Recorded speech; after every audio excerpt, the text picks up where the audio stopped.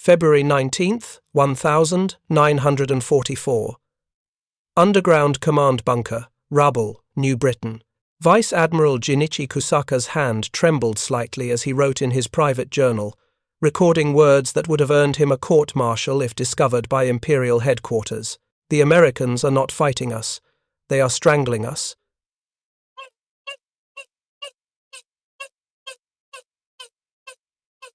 Through the narrow ventilation shaft, he could hear the distant rumble of B-24 Liberators, the daily milk run that had become as regular as sunrise since the Americans decided Rabul wasn't worth capturing. 100,000 Japanese troops, the cream of the Imperial Army and Navy, sat useless on this volcanic island, watching American forces sail past toward Japan.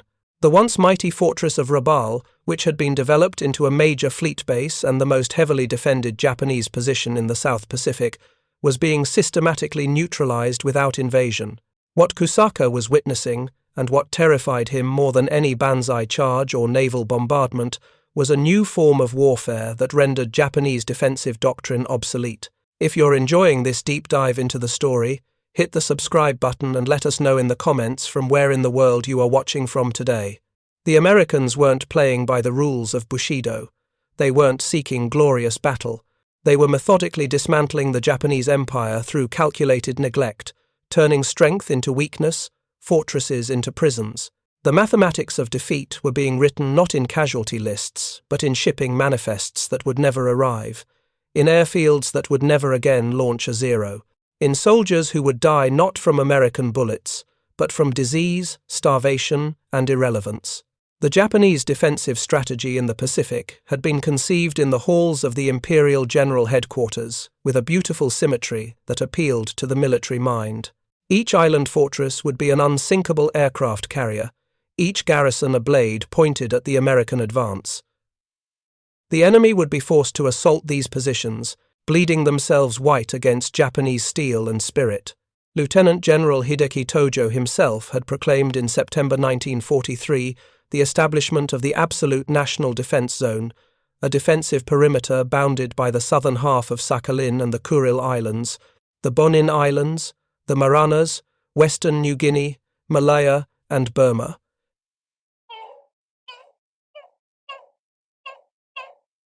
Every strong point would be held to the last man. Every island would become a fortress. The Americans would have to pay in blood for every meter of sand. At Rabul, General Hoshi Imamura commanded 50,000 elite troops of the 8th Area Army. The harbour bristled with 367 anti-aircraft guns. 5 airfields could launch hundreds of aircraft. The complex included Lakonai and Vuna Canal pre-war Australian strips with Rapopo operational since December 1942, with concrete runways and extensive maintenance facilities, and Toba completed in August 1943. Miles of underground tunnels connected defensive positions, hospitals, and supply depots carved from volcanic rock. Rabul is impregnable. Imamura had written to Tokyo in November 1943. The Americans will shatter themselves against our defenses like waves against a sea wall. What neither Imamura nor Imperial headquarters understood was that the Americans had no intention of giving them their glorious battle. The revelation began in June 1943, disguised as victory. When American forces landed on Woodlock and Kerwina Islands on June 30th, Japanese commanders initially celebrated. These islands were barely defended. The Americans were clearly afraid to assault real Japanese positions. Captain Toshio Takahashi, intelligence officer at Rabul, wrote in his analysis, "The enemy lacks the stomach for heavy combat. They nibble at the edges like mice, afraid of the lion, but something disturbed him about the pattern. The Americans weren't just taking easy targets, they were specifically choosing islands where they could construct airfields. Woodlock and Kerwina were perfectly positioned to provide air cover for operations that had nothing to do with attacking nearby Japanese strongholds. The discord grew when American forces invaded New Georgia on June 30th, 1943. The Japanese had 10,500 troops defending the island, centered around the vital airfield at M Point. Finally, a real battle, but after savage fighting that lasted until August, The Americans secured the airfield and then stopped. They didn't pursue the retreating Japanese forces. They didn't attempt to clear the entire island. They simply built up Munda and moved on. Major Kenji Hatano, who survived the New Georgia campaign, reported to Rabul, "The Americans fight differently. They take what they need and leave us the rest. It is as if we don't matter to them." By November 1943, the pattern was becoming horrifyingly clear. The American offensive designated Operation Cartwheel wasn't aimed at capturing Japanese bases. It was aimed at making them irrelevant. Admiral Jinichi Kusaka, Commander-in-Chief of the Combined Fleet, had responded to the Allied invasion of Bougainville by rushing carrier aircraft to Rabul. On November 1, 1943, he transferred 173 carrier aircraft, 82 Zeros, 45 Type 99 dive bombers, 40 Type 97 torpedo bombers, and 6 reconnaissance planes from the carriers Zuikaku, Shokaku, Zueho, Junho, Hio, and Ruo to reinforce Rabul. These were Japan's last trained carrier pilots. The irreplaceable veterans who had attacked Pearl Harbor, savaged the British at Ceylon, and fought at Midway. They were the sharp edge of Japanese naval aviation, now committed to defending a base the Americans had already decided not to attack. The American response was swift and devastating. On November 5, carrier aircraft from USS Saratoga and USS Princeton struck Rabul, heavily damaging 4 heavy and 2 light cruisers. On November 11, they returned with Essex, Bunker Hill, and Independence, damaging most remaining warships. But it was what happened next that began the psychological unraveling of Japanese commanders. The Americans didn't invade. They didn't follow up their advantage. They simply left, having destroyed 121 of the 173 carrier aircraft, along with 82 of 193 aircrew. Commander Yasuo Kuwahara, a Zero pilot who survived the November battles, wrote in a letter discovered after the war, "We won. We drove them off. So why does it feel like we lost? They damaged our ships, shot down our planes, and sailed away. We cannot chase them. We cannot strike back. We can only wait for them to come again." Lieutenant Commander Toshikazu Omi, senior staff officer of the Southeast Area Fleet, began keeping meticulous records of what the bypass strategy meant in practical terms. His classified reports captured after the war provide a chilling mathematical progression of strategic strangulation. November 1943. Rabul receives 30,000 tons of supplies monthly. Fuel reserves at 60%. Ammunition adequate for 6 months of combat. December 1943. Supply convoys increasingly difficult. American submarines sink 2 vessels for every one that arrives. Monthly deliveries down to 18,000 tons. January 1944. No surface vessels have reached Rabul in 3 weeks. Submarine deliveries only, 2,000 tons this month, fuel reserves at 30%. By February 1944, the Japanese High Command made the decision to stop provisioning Rabul with fighters or bombers. Recognizing the futility of reinforcing an isolated garrison, the mathematics were inexorable. Without supplies, even the mightiest fortress becomes a prison. Captain Tu Takagi, commanding a destroyer squadron at Rabul, faced an impossible equation. He had fuel for perhaps one major sortie, but where would he go?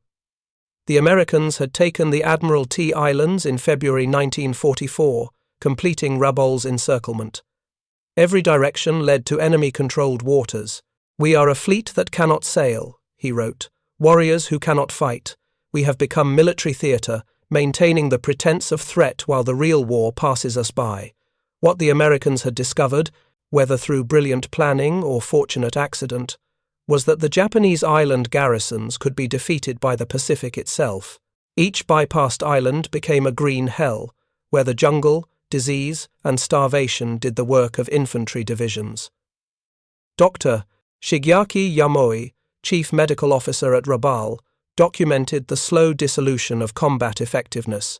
December 1943, malaria cases increasing, medical supplies adequate, quinine reserves for 4 months, Combat readiness, 85%. March 1944, 30% of garrisons suffering from malaria, dengue fever or dysentery. Quinine exhausted using local bark substitutes with limited effectiveness. Combat readiness, 60%. June 1944. Malnutrition now primary concern. Rice rations cut to 400 grams. Soldiers supplementing with jungle plants, many toxic. 17 deaths from poisonous vegetation this month. Combat readiness, 40%. The Americans had turned time into a weapon. Every day that passed weakened the Japanese garrisons while American forces grew stronger, leaping from island to island, building airfields and ports, creating an infrastructure of victory, while Japanese strongholds rotted in tropical isolation. On Wake Island, bypassed since October 1943, Captain Shigematsu Sakibara commanded approximately 4,000 Japanese troops. Once a vital refueling point for trans-Pacific flights, Wake had been transformed into a fortress bristling with coastal guns, anti-aircraft weapons, and underground bunkers. The Americans simply ignored it. Sakibara would be promoted to Rear Admiral only in October 1944, but by then his command was already irrelevant. Sakibara's reports to Tokyo, transmitted by submarine-delivered radio parts, grew increasingly desperate. November 1943. Enemy carrier aircraft struck installations awaiting invasion force. All positions manned and ready. January 1944. No invasion materialized. Enemy ships passed by weakly beyond range of coastal guns. Request instructions. April 1944. Food situation critical. Fishing provides some relief, but insufficient for garrison.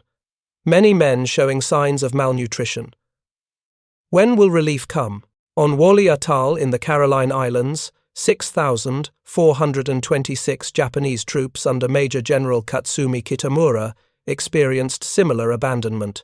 The Americans had seized nearby islands for airfields, but left Wulei's garrison to wither. Kitamura's diary, recovered after the war, chronicles the psychological disintegration. March 31st, 1944. The enemy task force sailed past again today, close enough to see through binoculars, but beyond reach of our guns. They don't even consider us worth destroying. May 15th, 1944. Received radio message that all available forces are being concentrated for decisive battle. We are not included. We have become military orphans. August 2nd, 1944. Men have begun cultivating gardens. This is not warriors' work, but survival demands it. I fear we are becoming farmers, not soldiers. The American carrier raids that periodically struck bypassed bases served a purpose beyond military damage. They were psychological operations designed to remind the Japanese garrisons of their helplessness. At Truk, Japan's Gibraltar of the Pacific, approximately 27,000 troops and the Fourth Fleet had created what strategists considered an impregnable bastion. On February 17th to 18th, 1944, during Operation Hailstone, the U.S. Navy's Fast Carrier Task Force conducted massive air raids that destroyed over 250 aircraft, sank 2 light cruisers, 4 destroyers, 32 merchant ships totaling 200,000 tons, and killed 4,500 Japanese personnel. Vice Admiral Masami Kobayashi, commanding at Truk, experienced a commander's worst nightmare, irrelevance. His report to Combined Fleet Headquarters revealed the psychological impact. The American carriers appeared from nowhere, struck with overwhelming force and vanished. We could not pursue. We could not retaliate. We could only endure and repair damage, knowing they will return when they choose. This is not warfare. It is torment. The pattern repeated across the Pacific. Marcus Island, Palau, Yap, each received attention from American carriers, just often enough to prevent any coherent defense planning, never enough to provide the honorable battle Japanese commanders craved. The fall of Saipan in July 1944 provided the most devastating proof of the island-hopping strategy's effectiveness. When American forces invaded on June 15th, 1944. They brought overwhelming force, over 300,000 men in more than 500 ships. But what terrified Japanese strategists wasn't the assault on Saipan. It was all the fortresses they hadn't assaulted. Lieutenant General Yoshitsugu Saito, commanding the defense of Saipan, received his last situation report on July 6, 1944 before his final Banzai charge. It catalogued the Empire's paralyzed forces.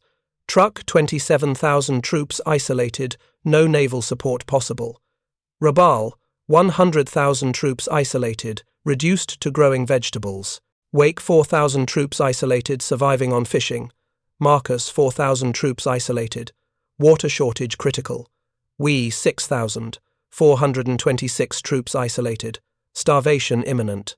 Over 200,000 Japanese troops, equipped with thousands of tons of ammunition, hundreds of aircraft, and elaborate fortifications, sat helpless while the Americans drove toward Japan. These weren't casualties. They were worse. They were military assets transformed into liabilities. When Lieutenant General Tadamichi Kuribayashi arrived at Iwima in June 1944, he brought with him a revolutionary understanding born from watching the island-hopping campaign. He immediately recognized that Iwima could not be held. The Americans will surely invade this Iwima en route to the mainland of Japan, and the time of their assault will be very soon. Unlike his predecessors who planned for victory, Kuribayashi planned for the most effective defeat possible. He had studied what happened to bypass garrisons and understood the strategic calculus perfectly. Rather than establishing defenses on the beach to contest landings directly, he opted for defense in depth, ordering construction of 18 kilometers of tunnels and 5,000 cave positions beneath the island. In a letter to his wife that would only be delivered after his death, Kuribayashi explained his strategy. "I do not fight to win, that is impossible. I fight to make the Americans pay such a price that they will think twice before invading Japan. Every Marine we kill here is one who cannot invade the homeland.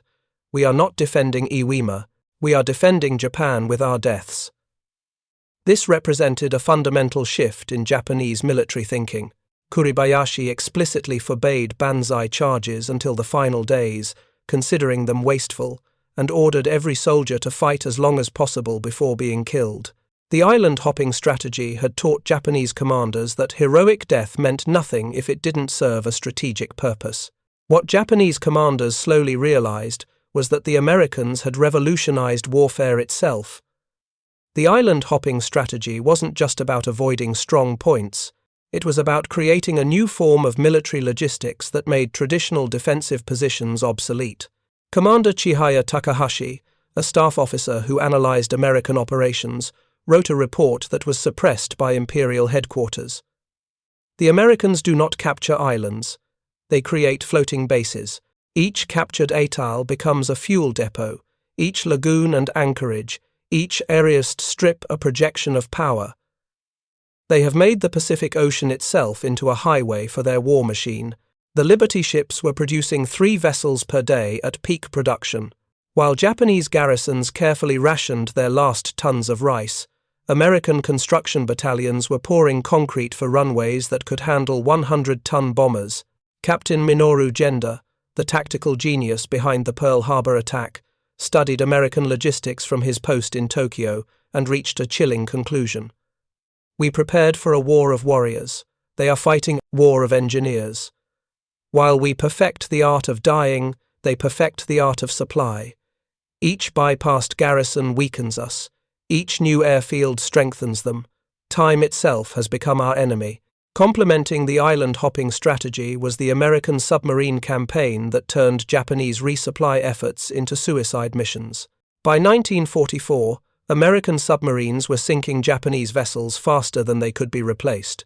Admiral Naomi Nomura, commanding submarine operations from Truk, documented the impossibility of supporting bypassed garrisons. January 1944, lost I-169 attempting to resupply Bougainville garrison, 40 tons of supplies lost. February 1944, I-43 damaged by aircraft while approaching Rabul. Mission aborted. March 1944, I-42 sunk attempting to evacuate key personnel from Wake Island. If you find this story engaging, please take a moment to subscribe and enable notifications. It helps us continue producing in-depth content like this. April 1944, submarine resupply missions suspended indefinitely. Cannot justify loss of boats for minimal supply delivery. The submarines that had once been the lifeline for bypassed garrisons became too precious to risk. Each isolated fortress was truly alone. The Battle of the Philippine Sea in June 1944 demonstrated the fatal consequences of the island-hopping strategy on Japanese naval aviation. Japan had already lost 121 of 173 veteran carrier pilots defending Rabul, stripping the carrier fleet of its most experienced aviators. Vice Admiral Jinichi Kusaka, commanding the mobile fleet, faced an impossible situation. His carriers were filled with inexperienced pilots, many with less than 100 hours of flight time. The veteran instructors who should have trained them were dead or trapped on bypassed islands. The result was the Great Marianas Turkey Shoot June 19 to 20th, 1944. Japanese losses: 550 to 645 aircraft destroyed, 3 fleet carriers sunk, Taiho, Shukaku, Hio, approximately 3,000 personnel killed. American losses: 123 aircraft, 109 killed. The 10-to-1 kill ratio reflected not just American superiority, but Japanese degradation from the bypass strategy. In his after-action report, Ozawa wrote, "We have carriers without pilots, pilots without experience, experience without opportunity to gain it. The enemy strategy has not just defeated us, it has made it impossible for us to become capable of victory." By mid-1944, a surreal transformation was occurring across the bypassed Japanese garrisons. Elite combat units trained for years in the art of war were becoming agricultural communes struggling for survival. On Rabul, General Imamura issued orders that would have seemed insane 2 years earlier. Effective immediately, all units will devote 50% of daylight hours to food production. Each soldier must cultivate 100 square meters of vegetables. Unit commanders will be evaluated on agricultural yield, not combat readiness. Imamura ordered the cultivation of fields to accumulate harvests, recognizing that the Americans had chosen to blockade rather than invade. The fortress of Rabul, built to threaten Allied operations across the Pacific, had become a vast prison farm. Colonel Norio Kishimoto, commanding an infantry regiment, wrote in his diary, "My samurai ancestors would weep to see us. We who trained to die gloriously in battle now tend sweet potatoes and raise chickens. The Americans have not just defeated us, they have humiliated us with irrelevance." Similar scenes played out across the Pacific. On Wulei, soldiers raised pigs. On Truk, they fished with improvised nets. On Wake, they attempted to grow vegetables in coral sand mixed with human waste. The Imperial Japanese Army, which had conquered half of Asia, was reduced to subsistence farming. Perhaps the cruelest aspect of the island-hopping strategy was that it took months or even years for bypassed commanders to fully understand their situation. Radio contact with Tokyo continued. Orders were still issued, promotions still announced. The fiction of military relevance was maintained even as reality diverged completely. General Imamura at Rabul continued to receive operational orders from Imperial General Headquarters as late as December 1944. Prepare for coordinated offensive in conjunction with Philippine operations. Maintain readiness to interdict enemy supply lines. The absurdity of such orders, asking a garrison that hadn't seen a supply ship in 8 months to conduct offensive operations, reveals the complete disconnection between Japanese High Command's perception and battlefield reality. By April 1944, the last Japanese submarine had fled Rabul. The last surface vessel had departed, and no aircraft had taken off in over a month. By early 1945, the bypass strategy evolved into its cruelest phase. While there was no formal operation specifically targeting gardens, American forces did periodically bomb the agricultural efforts of bypassed garrisons. B-24 bombers struck the gardens that bypassed garrisons had cultivated. Fighter sweeps, machine-gunned fishing boats. Even the attempt to survive was denied. Lieutenant Hiroshi Yamaguchi, agricultural officer at WWII, recorded, "6 months of work destroyed in 10 minutes. The corn we nursed from seeds, the vegetables we watered with our drinking rations, all burning.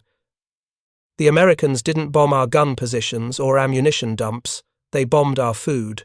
They know exactly what they're doing." When Emperor Hirohito announced Japan's surrender on August 15, 1945, approximately 300,000 Japanese troops remained on bypassed islands.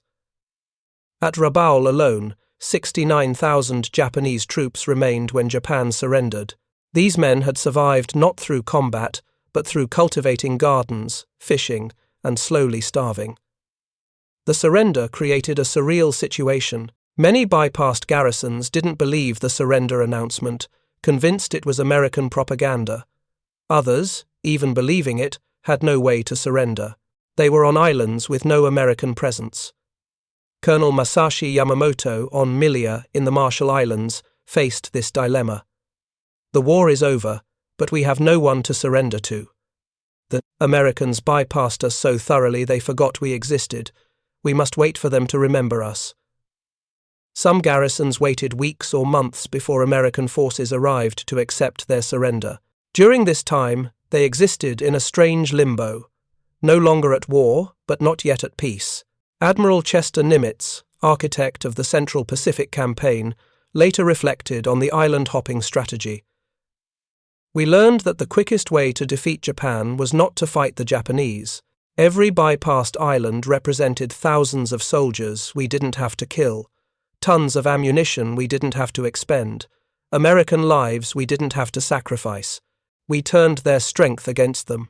General Douglas MacArthur, though initially resistant to bypassing major targets, eventually recognized the strategy's brilliance, particularly after the decision to bypass Rabul saved enormous Allied casualties.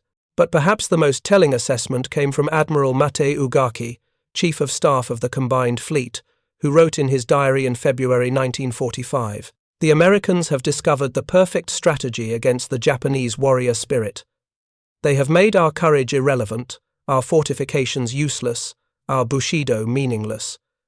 We prepared to die gloriously. They sentenced us to live shamefully. This is worse than defeat. This is erasure. The mathematics of the island-hopping strategy reveal its devastating effectiveness." Japanese forces bypassed. Rabul 100,000 troops, initially 69,000 at surrender. Truck approximately 27,000 troops. WWII 6,426 troops, 1,650 survived to surrender. Wake 4,000 troops. Marcus 4,000 troops, various other garrisons, tens of thousands more. Total, an estimated 300,000 Japanese troops neutralized without major combat. Strategic success rate. Of the 26 major Japanese bases bypassed, none managed to significantly interfere with American operations after being isolated. The island-hopping strategy's greatest success wasn't military, but psychological. It shattered the fundamental assumptions of Japanese military doctrine. Japanese strategy always aimed for decisive battle where spiritual superiority would overcome material disadvantage. The Americans refused to provide it. Japan had spent decades fortifying Pacific islands. The Americans demonstrated that fortifications only matter if someone attacks them. Japanese military culture glorified death in combat. The Americans sentenced them to survival in irrelevance. Japanese doctrine held that superior will could overcome material disadvantage. The Americans made will itself irrelevant. Captain Yoshitaka Shindo, intelligence officer on bypassed Marcus Island, wrote the most perceptive analysis. "We were prepared for American strength. We were prepared for American technology. We were not prepared for American indifference. They have found the one thing the Japanese warrior cannot fight, being ignored." By late 1944, Some Japanese commanders began to understand and adapt to the new reality, but it was too late.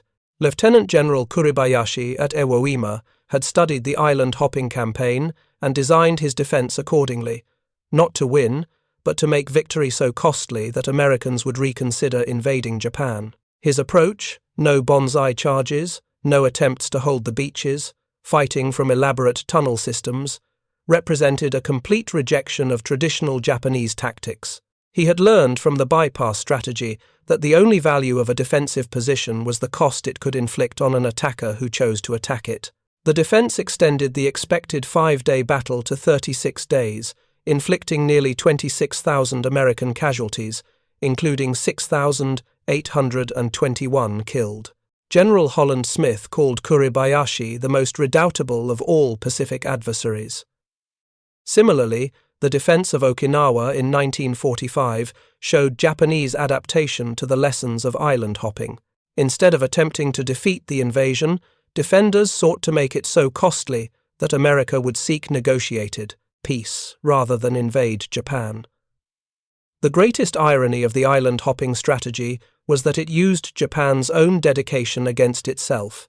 Every bypassed garrison that refused to surrender, every soldier who chose death over dishonor, every commander who followed orders to hold at all costs became a self-imposed prisoner.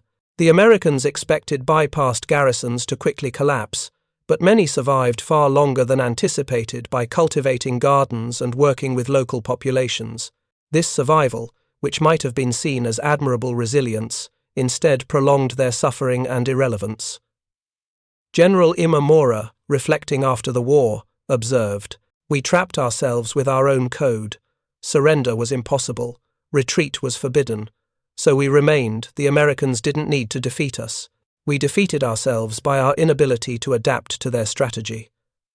For the bypassed garrisons, the war's end brought not relief, but confusion. At Rabul, General Imamura and Admiral Kusaka formally surrendered on September 6, 1945 aboard HMS Glory, but they were surrendering forces that hadn't been militarily relevant for over a year. Many smaller garrisons experienced even stranger endings. On Anatahan Island, 32 Japanese soldiers refused to believe the war had ended and continued fighting against no one until 1951. They maintained military discipline, conducted patrols, and prepared for an American invasion that had been cancelled 6 years earlier. These holdouts represented the logical extreme of the bypass strategy's psychological impact. So thoroughly had their military purpose been negated that they couldn't conceive of a world where they simply didn't matter anymore. Beyond the strategic implications, the island-hopping strategy inflicted a uniquely cruel form of suffering on Japanese forces. Combat, however terrible, at least offered meaning. Death in service of the emperor, sacrifice for the nation. The bypassed garrisons were denied even this cold comfort. Private Kazuo Sakamaki, stationed at Flei, wrote, "We do not fear death, we fear meaninglessness. Every day we wake up, conduct military drills for battles that will never come, maintain weapons that will never fire, and pretend we are soldiers when we are actually prisoners of our own making." The medical records from bypassed garrisons reveal the human toll malnutrition affected 80% of troops. Disease rates exceeded 60%. Psychological disorders were endemic. Suicide rates increased dramatically compared to combat units. The island-hopping strategy fundamentally changed warfare in ways that extended far beyond World War II. It demonstrated that controlling key geographic points didn't necessarily mean controlling a region. Traditional military thinking was overturned. The Americans proved you could control the Pacific while ignoring its strong points. The strategy showed that superior supply lines and industrial capacity could negate any tactical advantage. Time became a weapon by accelerating their own operations while slowing the enemy's. Americans turned the passage of time itself into a strategic advantage. Most importantly, it proved that psychological impact could exceed physical damage. In 1965, 20 years after the war's end, former General Hoshi Imamura published his memoirs. After his conviction for war crimes, he had built a replica of his prison cell in his garden and lived there until his death in 1968, donating all proceeds from his writings to families of Allied prisoners who had died under his command. His assessment of the island-hopping strategy was both professional and personal. We studied Napoleon, Clausewitz, Sun Tzu. We prepared for every form of warfare we could imagine. But the Americans created a new form we never imagined. Warfare by avoidance, victory through irrelevance. They turned our greatest strength, our willingness to die for our positions, into our greatest weakness. At Rabul, I commanded 100,000 of Japan's finest soldiers. We had ammunition for years of combat, fortifications that could withstand any assault, the will to fight to the last man. None of it mattered. The Americans sailed past us toward Japan, and we could only watch. We were an army of ghosts, haunting positions that no longer mattered, defending territory that had no value, waiting for battles that would never come. This was their genius. They made us defeat ourselves. Every day we held our positions. We weakened Japan. Every soldier growing vegetables at Rabul was one not defending the homeland. We were not defeated. We were erased. Future military leaders should study the American island-hopping strategy, not for its tactical brilliance, but for its strategic revolution. It proved that the best way to defeat an enemy position is not to attack it, but to make it irrelevant. The best way to win a war is to redefine victory itself. We terrified ourselves with our own impotence. We had trained our entire lives for glorious death in combat. The Americans sentenced us to meaningless life in isolation. There is no warrior code that prepares you for irrelevance. We were warriors from an ancient tradition, fighting an enemy from the future. They did not defeat our strategy. They made strategy itself obsolete. This was the true terror of the island-hopping campaign. It showed us that everything we believed about warfare was wrong. The most poignant testament to the island-hopping strategy's psychological impact came from Lieutenant Hiru Onoda, who continued fighting on Lubang Island in the Philippines until 1974, 29 years after the war ended. Deployed to Lubang on December 26, 1944, with orders never to surrender. Onoda held out with 3 other soldiers until he was the last survivor. On March 9, 1974, his former commanding officer, Major Yoshimi Taniguchi, flew to Lubang and formally relieved him of duty. Onoda surrendered on March 10, 1974, with his rifle still functioning, 500 rounds of ammunition, and his 30-year-old uniform intact. When asked why he had continued so long, Onoda replied, "I was waiting for the war to come back to me. I never imagined it would leave me behind forever." The Japanese were terrified by America's island-hopping strategy because it represented something worse than defeat. It represented meaninglessness. Every military tradition, every cultural value, every strategic assumption was turned against them. They had prepared for a war of warriors and faced instead a war of engineers and logisticians who treated their island fortresses like obstacles to be driven around rather than enemies to be fought. Approximately 300,000 Japanese troops on bypassed islands didn't just lose the war. They were written out of it. While they maintained their positions, grew their gardens, and slowly starved, the war moved on without them. They were not conquered. They were discarded. They were not defeated. They were ignored. In his final entry before Japan's surrender, Admiral Kusaka at Rabul wrote, "The Americans have taught us the cruelest lesson of war, that there is something worse than death in battle, irrelevance in victory. We were the Emperor's finest warriors, reduced to growing sweet potatoes while the enemy sailed past us toward the homeland.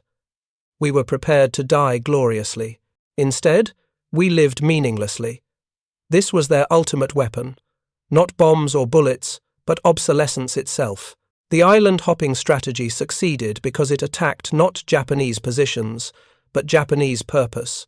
Not bodies, but beliefs. Not fortifications, but fundamental assumptions about the nature of war itself. It turned the Pacific Ocean from a field of battle into a highway to victory, and transformed Japanese strongholds from fortresses into prisons of their own making. The terror it inspired came not from what it did, but from what it didn't do. It didn't provide the battle Japanese warriors craved. It didn't validate their sacrifice. It didn't even acknowledge their existence. It simply passed them by, leaving them to discover that the worst fate for a warrior isn't death, it's irrelevance. The warriors of the Empire of the Rising Sun discovered that the setting sun casts the longest shadows, and in those shadows, forgotten armies slowly faded into nothing, defeated not by their enemies, but by their absence. The morning of February 17, 1944, Vice Admiral Masami Kobayashi stood on the observation tower at Truk Lagoon, scanning the horizon with his binoculars. The air tasted different that morning, heavy, electric, like the calm before a typhoon. His staff officers clustered around him, their voices hushed as they reviewed the morning reconnaissance reports. Nothing unusual. The picket destroyers had reported clear seas. The patrol aircraft had seen nothing in their sweeps of the surrounding ocean. But Kobayashi couldn't shake the feeling that something was terribly wrong. Below him, spread across the vast lagoon like pieces on a game board, lay the heart of Japan's Pacific defense. 45 merchant vessels, 5 cruisers, 2 destroyers, and anchored in the protected waters of what the Americans called the Gibraltar of the Pacific, nearly 300 aircraft lined the 5 airfields ringing the atoll. This was supposed to be Japan's fortress, the impregnable stronghold that would anchor their defensive perimeter and deny the Americans any path toward the home islands.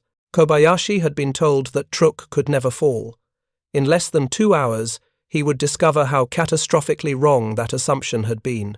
What Admiral Kobayashi didn't know, what no Japanese commander in the Pacific had yet grasped, was that the Americans had fundamentally rewritten the rules of island warfare.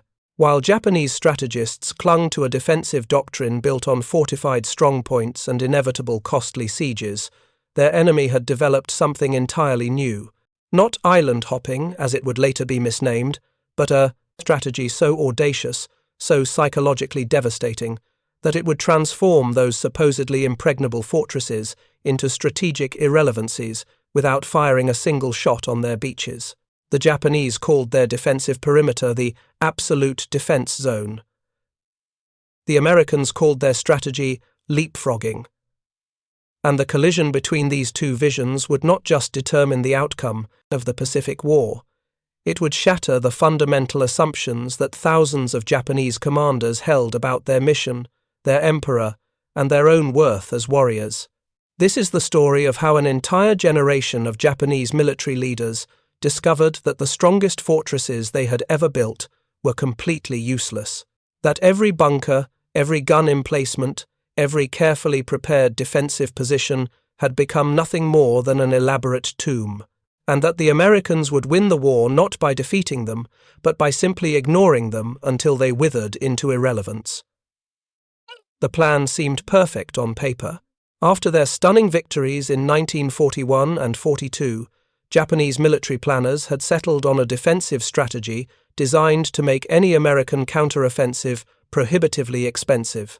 The concept was elegant in its simplicity. Japan would fortify a network of island bases stretching from the Aleutians in the north, through the Gilberts, Marshalls, and Carolines in the center, down to the Solomons and New Guinea in the south. Each island would be transformed into a fortress, garrisoned with thousands of troops and equipped with extensive defensive works. Artillery would cover every possible landing beach. Machine gun nests would dominate every approach. Bunkers and tunnels would allow defenders to survive any bombardment and emerge to cut down attacking forces. The mathematics of this strategy appeared irrefutable. American planners had estimated that capturing each fortified island would require a 3-to-1 or even 4-to-1 superiority in troops, weeks or months of combat, and thousands of casualties. With dozens of fortified islands between the Allies and Japan, the defensive perimeter represented not just years of grinding warfare, but potentially hundreds of thousands of American casualties. The Japanese High Command believed reasonably, given World War I's lessons, that such losses would break American will long before they reached the home islands. Even if the United States possessed greater industrial capacity, even if they could build more ships and planes, they couldn't afford the human cost of taking every island. The centerpiece of this defensive perimeter was Rabul, on the island of New Britain. By 1943, the Japanese had transformed this natural harbour into the most heavily fortified position in the South Pacific. Over 100,000 troops garrisoned the base. 5 airfields ringed the caldera, capable of launching hundreds of aircraft. The harbour could service the entire combined fleet. More than 367 anti-aircraft guns created overlapping fields of fire that made Allied bombing raids suicidal endeavours. Underground tunnels extended for miles, some large enough to hide entire companies of troops or park dozens of aircraft. The defences were so formidable that Admiral Samuel Eliot Morrison, the official U.S. Navy historian, later wrote that Tarawa, Iwo Jima, and Okinawa would have faded to pale pink in comparison with the blood which would have flowed if the Allies had attempted an assault on Fortress Rabul. Similar fortification efforts were underway across the defensive perimeter. At Truk in the Caroline Islands, the Japanese combined fleet's primary anchorage, 18,000 troops prepared elaborate defences, while construction crews built additional airfields and expanded the already extensive network of coastal guns. At Wewak in New Guinea, hundreds of aircraft were stationed to support operations along the coast. In the Marshall Islands, garrisons on atolls like Woche, Mili, and Jaluit worked around the clock to strengthen beach defences and build artillery positions. Each commander understood his mission clearly. Hold at all costs. Make the Americans pay in blood for every yard of coral. Buy time for the homeland to prepare its final defences. The Japanese soldiers manning these fortresses believed absolutely in their strategic importance. They had been told repeatedly that they were the shield protecting Japan, that their sacrifice would be the rock upon which American ambitions would founder. Propaganda materials reinforced this narrative constantly. Every defensive position was vital. Every island was crucial. The emperor's subjects depended on them to hold these positions against all odds. Many wrote last letters to their families, accepting that they would die in place but knowing their deaths would serve the greater good. The concept of fighting to the last man, which would shock American forces throughout the Pacific Campaign, wasn't simply fanaticism. It was grounded in a strategic logic that appeared entirely sound. If every fortified island forced the Americans into a months-long siege with massive casualties, Japan would win through attrition even if they lost every battle. The problem was that American planners weren't reading from the same strategic playbook. While Japanese commanders prepared for inevitable sieges, their counterparts in Pearl Harbor and Brisbane were developing something completely different. The origins of this new strategy weren't rooted in American military doctrine, but in simple necessity.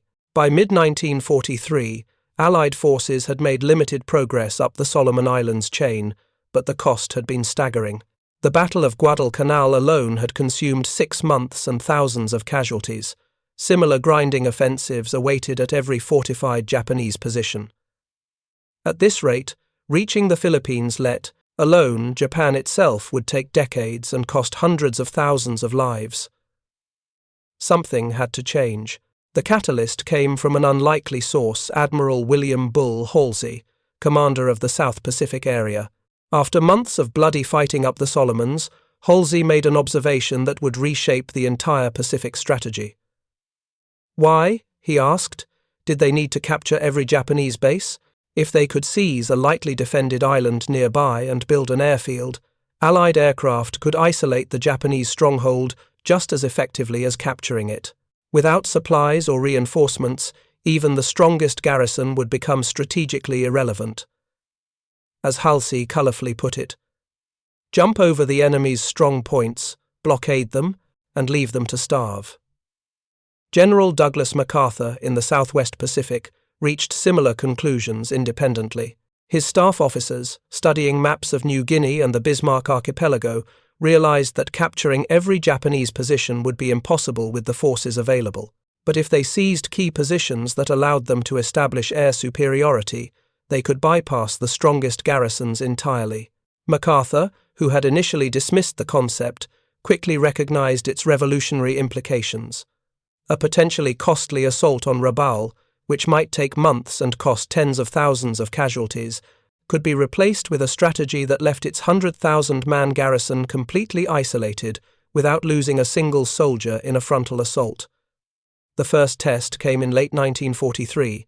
Rather than attack Rabul directly, Allied forces under MacArthur and Halsey began a coordinated advance that encircled the base from multiple directions.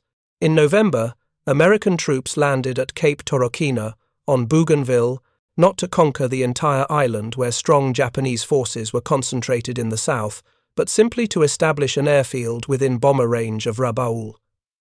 Simultaneously, MacArthur's forces landed at Cape Gloucester on the western tip of New Britain. Neither operation targeted Rabul itself. Instead, they created a ring of Allied airfields around the fortress, close enough that single-engine fighters could escort bombers on their raids. The Japanese response revealed the first cracks in their strategic assumptions.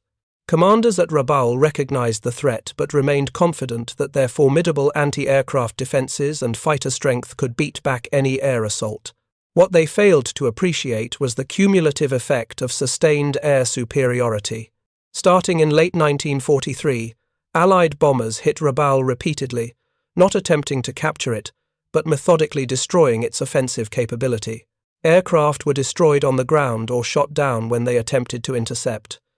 Ships in the harbour were sunk, fuel dumps were set ablaze, supply depots were reduced to rubble. By February 1944, Rabul's transformation was complete. The garrison remained intact. Over 90,000 men still held their positions, their defences essentially undamaged by the air attacks. But they were now completely isolated. Allied submarines and aircraft had severed the sea lanes connecting Rabul to other Japanese bases. No reinforcements arrived, no supplies came in. The once vital fortress, which had been the linchpin of Japanese strategy in the South Pacific, had become strategically irrelevant, without a single Allied soldier setting foot on New Britain. The Japanese High Command made the only decision possible. They withdrew their remaining aircraft and wrote off the garrison. 90,000 men would sit out the rest of the war in their elaborate fortifications, irrelevant to the outcome. The psychological impact on the garrison was devastating. These men had accepted the possibility, even the likelihood of death in combat defending a vital position. They had prepared themselves to sacrifice everything in a climactic battle that would inflict maximum casualties on the Americans and buy time for the homeland. Instead, they found themselves in a bizarre purgatory. No enemy attacked their positions, no invasion fleet appeared on the horizon. They simply sat there, watching Allied aircraft fly overhead toward targets further west, occasionally dropping bombs to remind them they were still trapped, but otherwise ignoring them completely. One Japanese officer at Rabul later described the experience as more demoralizing than any defeat in battle. They had built what they believed was an impregnable fortress. Every man knew his position. Every field of fire had been calculated. Every tunnel system had been stocked with ammunition and supplies for a protracted defense, and none of it mattered. The enemy had simply decided they weren't worth fighting. The psychological term for what they experienced doesn't quite exist in Japanese military culture: strategic irrelevance. They hadn't been defeated. They had been made obsolete. But the lesson of Rabul would prove merely a preview. What happened to Admiral Kobayashi at Truk would demonstrate that the American leapfrogging strategy wasn't just a tactical innovation. It was a complete revolution in the conduct of warfare that Japanese commanders psychologically unprepared to comprehend. At 05:45, on February 17, 1944, the first wave of American aircraft appeared over Truk Lagoon. Kobayashi's worst fears materialized in an instant. The radar operators, who had been monitoring for threats, suddenly found their scopes filled with incoming contacts, dozens, then hundreds of aircraft approaching from multiple directions. Task Force 58, commanded by Admiral Mark Mitcher, had achieved complete tactical surprise. 9 aircraft carriers had approached to within 90 miles of Truk without being detected. Now their aircraft, over 500 fighters, dive bombers, and torpedo planes swept in for the kill. The dawn strike caught Japanese forces completely unprepared. Fighter aircraft attempting to scramble were shot up on their runways before they could take off. Those that managed to get airborne were immediately engaged by swarms of American F-6F Hellcat fighters that now dramatically outclassed the aging Zero fighters they encountered. Within the first hour, Japanese air defenses had been effectively destroyed. What followed was systematic devastation. Wave after wave of American aircraft struck at the ships crowded in the lagoon, at the fuel storage tanks, at the ammunition dumps, at the repair facilities that made Truk function as a forward base. By the end of the second day, the Gibraltar of the Pacific had been reduced to a burning ruin. 270 aircraft destroyed, 41 ships sunk, including several cruisers and dozens of invaluable transport vessels. Fuel dumps containing 17,000 tons of oil irreplaceable in Japan's increasingly desperate fuel situation consumed in towering pillars of flame. The loss was so catastrophic that even the American pilots, who had expected fierce resistance, found themselves stunned by the completeness of their victory. One commented that it was like shooting fish in a barrel. But here was the revolutionary aspect that Admiral Kobayashi and his staff struggled to comprehend. The Americans didn't invade. Task Force 58 withdrew after 2 days of strikes, leaving Truk's garrison intact. The defensive positions the Japanese had spent years constructing remained completely undamaged. The coastal artillery that was supposed to repel an invasion never fired a shot at enemy ships. The beach defenses never engaged landing craft. The elaborate tunnel systems never sheltered troops under bombardment. Everything the Japanese had prepared for the climactic defensive battle that would bleed the Americans white never happened. Instead, Admiral Chester, Nimitz, commander of Pacific forces, made an announcement that would reverberate throughout the Japanese defensive perimeter. Truk would be bypassed. The island, once considered so vital that capturing it had been a major objective of American planning, was now deemed not worth the effort. Allied forces would simply leapfrog over it, seizing Eniwetok in the Marshall Islands instead, and leave Truk's garrison to, in the phrase that became infamous throughout bypassed Japanese positions, wither on the vine. Thank you for watching. For more detailed historical breakdowns, check out the other videos on your screen now, and don't forget to subscribe.